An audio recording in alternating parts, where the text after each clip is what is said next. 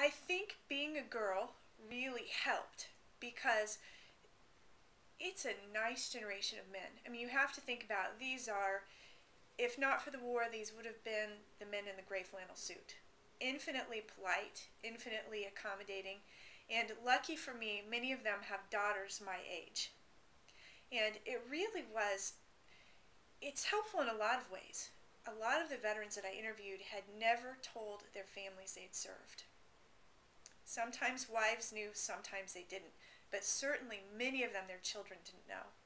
And so I think for many of these guys, it was sort of a feeling of relief. It was almost like I was their child and they were telling the story, but it was safe.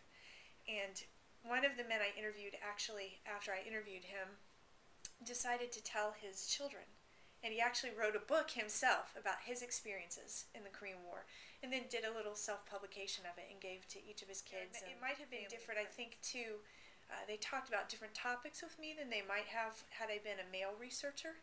You know, it wasn't all, oh, I shot up this, or I went into battle. You know, there were battle stories, but I think they felt comfortable talking about battle in a different way. So it wasn't just another war story.